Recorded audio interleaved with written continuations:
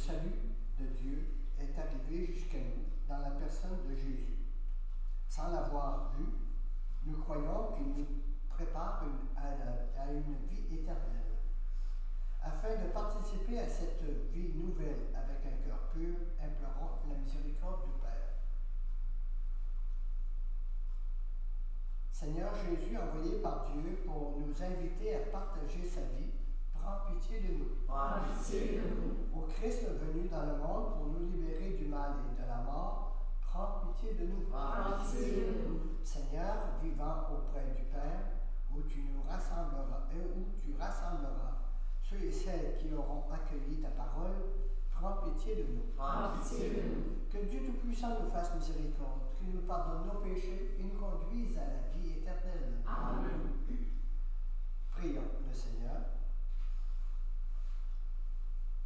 Viens au secours de ta famille, Seigneur.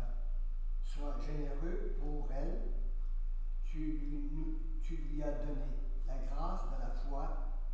Accorde-lui d'avoir part pour toujours à la résurrection de ton Fils unique, lui qui vit et règne avec toi dans l'unité du Saint-Esprit, Dieu, pour les siècles des siècles.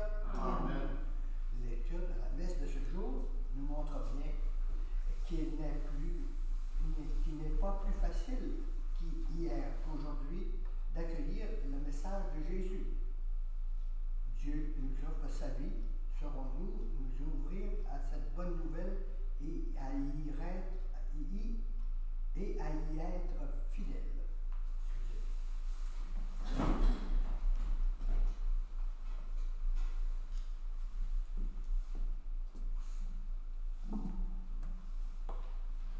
Lecture du livre des Actes des Apôtres.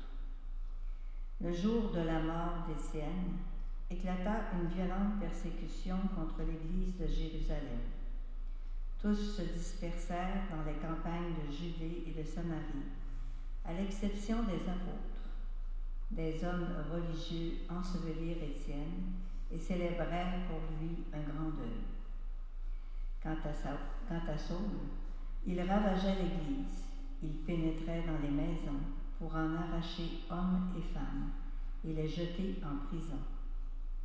Ceux qui s'étaient dispersés annonçaient la bonne nouvelle de la parole là où ils passaient. C'est ainsi que Philippe, l'un des 7, arriva dans une ville de Samarie, et là, il proclamait le Christ. Les foules d'un même cœur s'attachaient à ce que disait Philippe, car elles entendaient parler des signes qu'il accomplissait, ou même les voyaient. Beaucoup de possédés étaient délivrés des esprits impurs, qui sortaient en poussant de grands cris. Beaucoup de paralysés et de boiteux furent guéris. Et il y eut dans cette ville une grande joie. Parole du Seigneur. Grâce à Dieu. Acclamez Dieu toute la terre. Acclamez Dieu toute la terre. Fêtez la gloire de son nom. Glorifiez-le en célébrant sa louange. Dites à Dieu que tes actions sont redoutables. Acclamez Dieu toute la terre. Toute la terre se prosterne devant toi. Elle chante pour toi. Elle chante pour ton nom. Venez et voyez les hauts faits de Dieu, ses exploits redoutables pour les fils des hommes. Acclamez Dieu toute la terre. Il changea la mer en terre ferme. Ils passèrent le fleuve à pied sec. De là, cette joie qu'il nous donne. Il règne à jamais par sa puissance. Acclamez Dieu toute la terre. Alléluia, Alléluia, Alléluia. Celui qui voit le Fils et croit en lui a la vie éternelle, dit le Seigneur. Et moi, je le ressusciterai au dernier jour. Alléluia, Alléluia, Alléluia.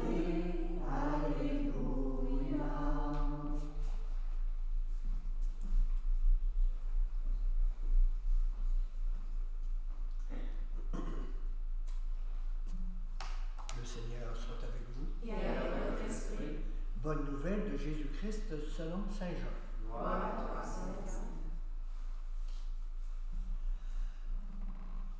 En ce temps-là, Jésus disait aux foules, « Moi, je suis le pain de la vie.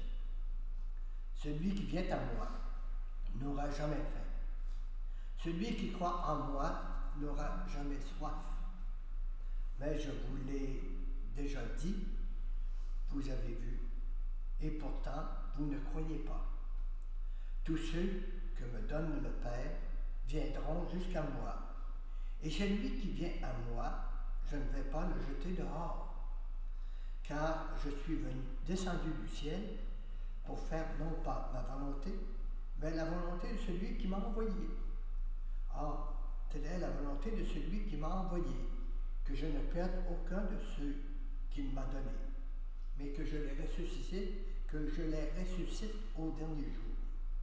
Telle est la volonté de mon Père, que celui qui voit le Fils et croit en lui ait la vie éternelle, et moi, je le ressusciterai au dernier jour. Acclamons la parole de Dieu. Louange à toi, Seigneur Jésus.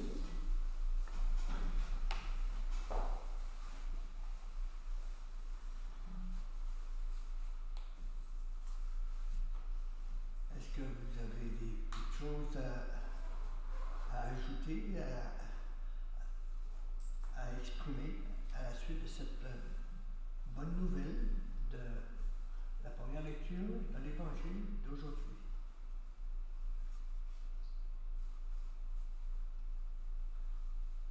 C'est que les apôtres, autant avant que l'Esprit descende en eux pour les fortifier, c'était une gang de peureux. Puis de la minute que l'Esprit est venu leur donner cette force-là, quand ils sont partis, il n'y avait plus rien à nos épreuves là, pour proclamer la bonne nouvelle. Et la persécution, à la suite de la mort d'Étienne, a amené des gens à se disperser. Au lieu de les arrêter de parler, de témoigner, c'était le contraire. Puis, disons que c'est un petit peu, quand on a mis Jésus, on a voulu, on l'a tué, on l'a crucifié, c'était pour s'en débarrasser, puis pour arrêter, puis ça n'a pas arrêté, puis c'est pas encore arrêté. Est-ce qu'il y a d'autres choses? Moi, je trouve qu'avec le conclave qui commence aujourd'hui, tout ça, je trouve que les actes des apôtres, ça nous montre que dans le fond, ça a commencé depuis tellement longtemps. Puis ça ressemble un peu, en ce moment, on voit que notre monde est un petit peu déchiré par beaucoup d'événements qui se passent. Puis un peu comme après le décès d'Étienne, dans le fond. Puis qu'après ça, ben, cette parole, la parole que les apôtres, que nous autres, le pape, dans le fond, pour nous autres, c'est ça aussi. C'est beaucoup ça, c'est lui qui nous transporte, qui nous guide à la place de Dieu actuellement. Dans le fond, c'est lui qui parle pour lui. Je trouve que ça nous ramène à ça s'est passé il y a des années, des siècles, et puis c'est encore très vivant. Moi, en tout cas, moi, ça me touche particulièrement. Je trouve que j'ai dit, mon Dieu, on dirait que c'est arrivé maintenant, finalement, non. Des crises dans l'Église, il y en a eu. Quand on étudie l'histoire de l'Église,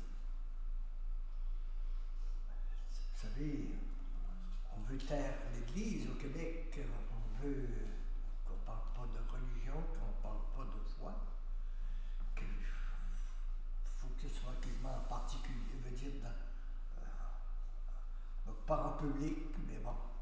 Mais par contre, à un moment donné, on peut voir que l'Esprit, il guide, puis il amène. Et je pourrais dire que quand ça ne va pas bien, on est appelé à se réunir, je veux dire à serrer les coudes un peu plus.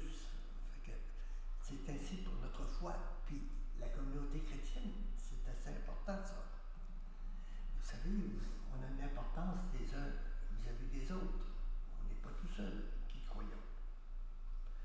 Il y a une Mais je trouve que dans la première lecture, c'est vraiment le monde d'aujourd'hui, représenté par chacun des personnages. Étienne va mourir, lui, pour sa foi. Il y en a des gens aujourd'hui qui vont jusqu'au bout de leur foi. Philippe, il proclame la bonne nouvelle malgré qu'on veut le faire taire. Parce que là, on veut faire taire l'Église catholique au Québec, mais ailleurs aussi. Fait qu'on veut la faire taire. Si on continue à proclamer la bonne nouvelle, elle ne pourra pas mourir, c'est ce qui nous prouve. Puis on voit aussi, on voit le personnage de Saul qui va devenir Saint Paul. Donc le pire des persécuteurs va être transformé. C'est ça que ça nous dit, c'est que par l'esprit, tout est possible. Même la conversion du plus grand pécheur. Et vous savez, ça a été une occasion de sortir de Jérusalem et sortir du pays, sortir du peuple juif. Puis disons que ça a été pour... et Jésus n'est pas venu juste pour un peuple, il est venu pour l'humanité. Ça fait que c'est un petit peu cela que je saisis. Et vous savez, Philippe s'en va en Samarie, qui était snobé par les Juifs, il ne voulait pas rien savoir. Bien, disons que puis il est accueilli. Puis c'est ainsi un petit peu que je vais aller plus loin. Quand Paul va aller à Damas, c'est pas en Israël, c'est au Liban, ou en Israël, ou en Syrie, je ne sais pas exactement, là, mais vous savez, c'est pas en Israël. Puis il y avait des chrétiens là. Bon, c'est un petit peu ça. Y a-t-il d'autres choses que vous avez qui vous frappent? Moi, je trouve que l'Évangile est un beau message d'espoir parce qu'à la fin, Jésus dit d'abord, je suis descendu du ciel non pas pour faire ma volonté, mais celle de mon Père. Puis ça se termine en disant, telle est la volonté de mon Père, que celui qui voit le Fils et croit en lui ait la vie éternelle. Et moi, je le ressusciterai jusqu'au dernier jour. C'est comme si on voit le départ de ce que les actes des apôtres ont fait petit à petit. Mais en même temps, on voit la finalité de ce qu'il nous a fait. Lui les amène à Jésus, les apôtres les amènent à Jésus. Jésus nous amène au Père. Je trouve qu'il y a toujours une continuité, toujours un grand message d'espérance, puis qu'on ne sera jamais abandonné. Si eux autres, les apôtres, n'avaient pas eu cet esprit sur eux qui leur donnait cette conviction-là intérieure pour convaincre les autres, bien, on ne serait pas rendu où on est rendu. C'est Parce ça. qu'il y a toujours de l'espoir, autrement dit, toujours de l'espérance. Vous avez raison, oui. Puis, vous savez, Jésus se présente comme le pain de vie. Puis, il se présente dans ce texte comme celui, il se fait connaître comme fils de Dieu. Au début de son ministère, quand des possédés disaient tu es le Messie de Dieu, et il l'empêchait de parler parce qu'il ça aurait pu compliquer plus le ministère qu'il faisait. Mais là, il s'affirme. Puis il dit moi je suis le pain de vie, puis celui qui croit en moi n'aura jamais faim, celui qui n'aura jamais soif. Ça veut dire que croire en Jésus, ça nous apporte de la vie. C'est un texte assez important pour notre foi. Exactement. Puis, au moment où Jésus le dit, il a dit d'autres paroles qui étaient compliquées, puis qui pouvaient être difficiles, de pardonner, d'accueillir. Il dit beaucoup de messages.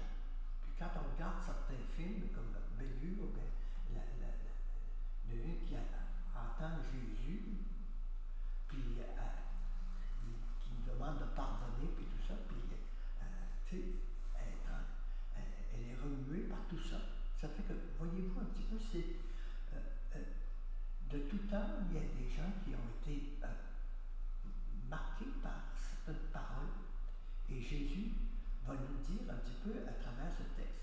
comme il va dire, je suis le pain de vie, je suis la lumière du monde, je suis le bon pasteur, je suis le chemin, la vérité, la vie. Fait que voyez-vous un petit peu, il se présente comme celui par qui il faut passer pour aller au Père. Ça fait que c'est des gros textes ce matin, qui peuvent continuer de faire grandir notre foi. Et prenons-en conscience encore plus. Puis, vous savez, je suis pas venu, il n'est pas venu pour faire sa volonté, mais faire la volonté du Père qui l'a envoyé. Puis, il est toujours accroché à cela. Il est toujours en lien, et c'est ce lien-là. Et comme je l'ai dit un petit peu lundi à la célébration, à la fin, ça va être assez plus difficile de ce texte-là, et même les gens vont trouver que c'est trop fort pour leurs oreilles, et puis ils s'en vont, même dans les disciples. Ça fait que, voyez-vous un petit peu, découvrir l'Esprit de Dieu. Puis, vous savez, encore aujourd'hui, il y a des choses qui sont difficiles à vivre, puis bien souvent, c'est qu'on s'accroche à la réalité, puis on ne voit pas, je pourrais dire, au-delà de cela. Puis, c'est que le Seigneur vient nous inviter à cela, à regarder plus loin. Puis, dans ce sens-là, bien, vous savez, le thème du jubilé, pèlerin d'espérance. L'espérance, c'est d'en regarder plus loin que l'immédiat aussi. Fait que le Seigneur nous accompagne dans notre rencontre avec lui ce matin, dans cet échange que nous avons, mais aussi dans la communion, dans ce corps du Christ que nous allons recevoir et rendre présent. On va lire une feuille pour prier pour le conclave. Je pense que je vais la faire tout de suite parce que ça va être un petit peu notre intention de prière. Okay? En plus de l'intention qui est désignée pour aujourd'hui. Pasteur éternel, notre Dieu, toi qui gouvernes ton peuple et ne cesses de veiller sur lui, tu as voulu bâtir ton Église sur le bienheureux apôtre Pierre. Envoie ton Esprit Saint sur les cardinaux réunis à Rome pour élire son successeur. Par une décision de ta providence, que notre prochain pape soit pour ton peuple l'artisan de l'unité de la foi et de la communion ecclésiale. Accorde à ton Église, dans son immense bonté, le pape qui saura te plaire par sa sainteté et nous soutiendra avec sollicitude et bienveillance. Nous te le demandons par Jésus le Christ, notre Seigneur. Amen.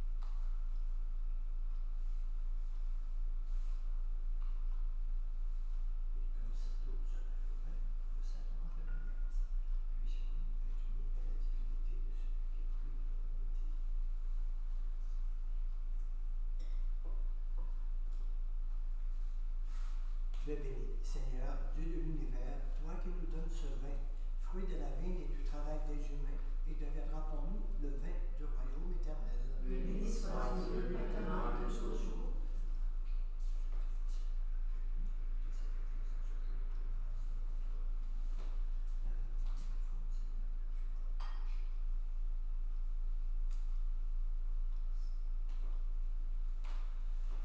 Prions ensemble. Nous allons offrir au sacrifice de toute Église. Pour la gloire de Dieu et le salut du monde. Donne-nous, Seigneur, nous t'en prions, de toujours te rendre grâce par ces mystères de Pâques, qu'ils continuent l'œuvre de notre relèvement et deviennent pour nous une source intarissable de joie par le Christ notre Seigneur. Amen. Le Seigneur soit avec vous. Et avec votre esprit, Élevons notre cœur. nous le devons vers le Seigneur. Et nous ressusciterons au dernier jour pour vivre de sa vie. Rendons grâce au Seigneur notre Dieu. Cela juste et bon.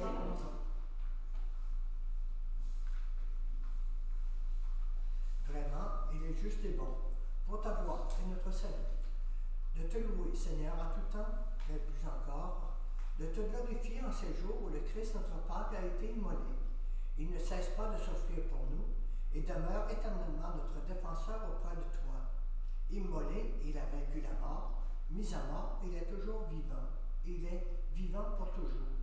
C'est pourquoi la joie pascale rayonne par tout l'univers. La terre entière exulte, les puissances d'en haut et les anges dans le ciel chantent sans fin l'hymne de ta gloire. Saint, Saint, Saint, le Seigneur, Dieu de l'univers, le ciel et la terre sont remplis de ta gloire. Hosanna au plus haut des cieux. Béni soit celui qui vient au nom du Seigneur. Hosanna au plus haut des cieux. Toi qui es vraiment saint, toi qui es la source de toute sainteté, Seigneur, nous te prions. Sanctifie ces offrandes en répandant sur elles ton esprit, qu'elles deviennent pour nous le corps et le sang de Jésus, le Christ, notre Seigneur. Au moment d'être livré et d'entrer librement dans sa passion, il prit le pain, il rendit grâce, il le rompit, et le donna à ses disciples en disant, prenez et mangez-en tous. Ceci est mon corps livré pour vous.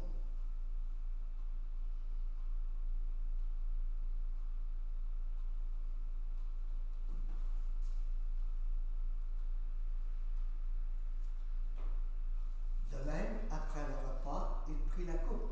De nouveau, il rendit grâce et la donna à ses disciples en disant, prenez et buvez-en tous, car ceci est la coupe de mon sang, le sang de l'alliance nouvelle et éternelle, qui sera versé pour vous et pour la multitude en rémission des péchés. Vous ferez cela en mémoire de moi.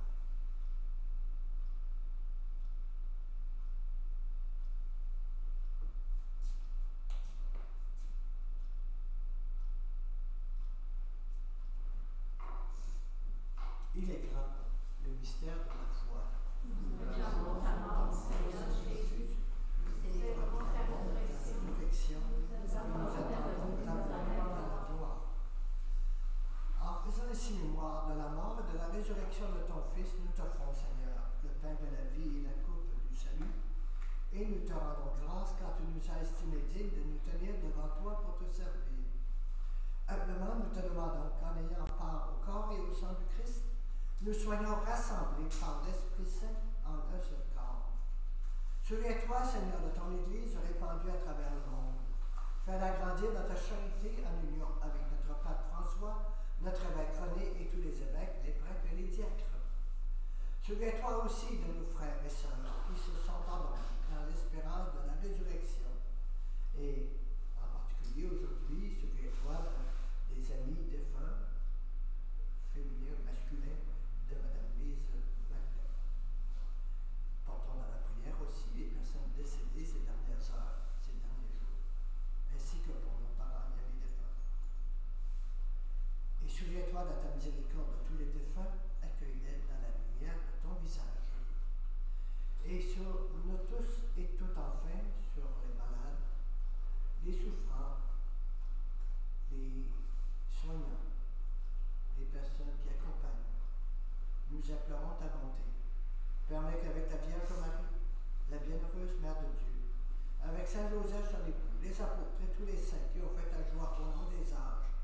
nous ayons part à la vie éternelle et que nous chantions ta louange et ta gloire par ton Fils Jésus le Christ. Par lui, avec lui et en lui. À toi, Dieu le Père Tout-Puissant, dans l'unité du Saint-Esprit, tout honneur et toute gloire pour les siècles et les siècles. Amen.